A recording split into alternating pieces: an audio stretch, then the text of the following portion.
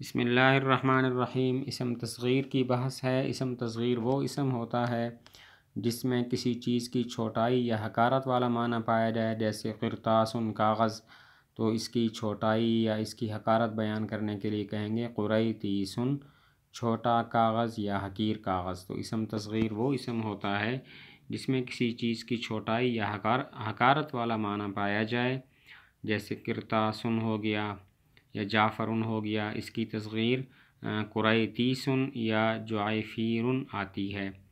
اب تصغیر کے کچھ قاعدے بیان کرتے ہیں۔ پہلا قاعدہ یہ ہے کہ اگر اسم 3 حرف کا ہو تو اس کی تصغیر فعیل کے وزن پر آتی ہے، جیسے رجل، اس میں 3 حرف ہیں، را، جیم اور لام، تو اس کی تصغیر فعیل کے وزن پر رجیل آئے گی۔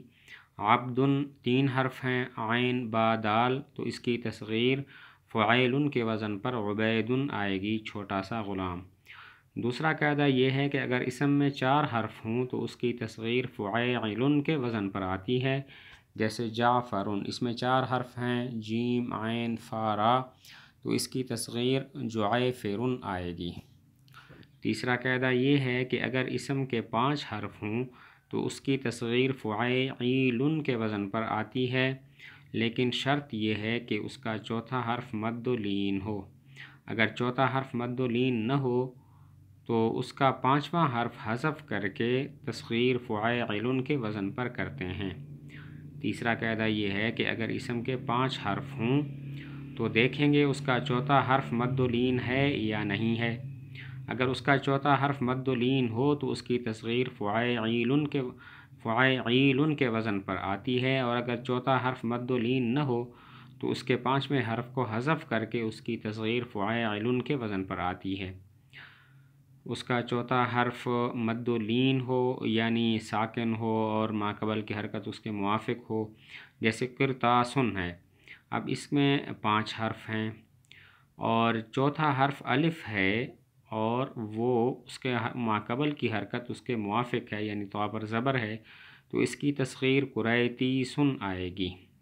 اور اگر چوتھا حرف مد و لین نہ ہو، اس کی مثال جیسے سفرجلن، اس میں چوتھا حرف جو جیم ہے وہ متحرک ہے، ایسا نہیں ہے کہ ساکن ہو اور اس کا ماقبل کی حرکت اس کے موافق ہو، تو اس کی تصغیر سفیرجن آئے گی۔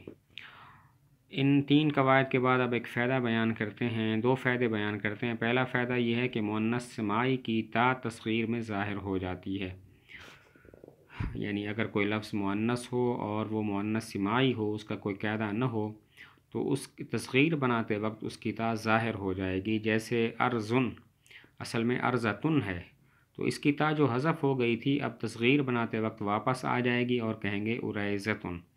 شمسن یہ مؤنث سماعی ہے، تصغیر کے وقت اس کی تا ظاہر ہو جائے گی اور کہیں گے شمیستن۔ تو پہلا فائدہ یہ ہے کہ مؤنث سماعی کو کی تصغیر جب بنانے لگیں گے تو تا ظاہر ہو جائے گی، جیسے ارزن، اس کی تصغیر میں تا ظاہر ہو جائے گی، یعنی اریزتن کہیں گے۔ اور شمسن مؤنث سماعی ہے تو اس کی تصغیر میں بھی تا ظاہر ہو جائے گی اور کہیں گے شمیستن۔ دوسرا فائدہ یہ بیان کیا کہ جس اسم کا آخری حرف حذف ہو گیا ہو، تصغیر بناتے وقت واپس اس حرف کو لے آتے ہیں، جیسے ابن اصل میں تھا بنون، واو کو حذف کر دیا تو اس کی تصغیر میں اس کو واپس لائیں گے، اس کو پڑھیں گے بنیون، اس میں واو واپس آ کر یا سے تبدیل ہو گیا۔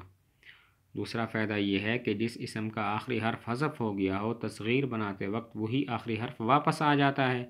ابن اصل میں بنون تھا، واو حذف ہو گیا تھا، تصغیر بناتے وقت کہیں گے بنیون، واو واپس لا کر اس کو یا کے ساتھ تبدیل کر دیں گے۔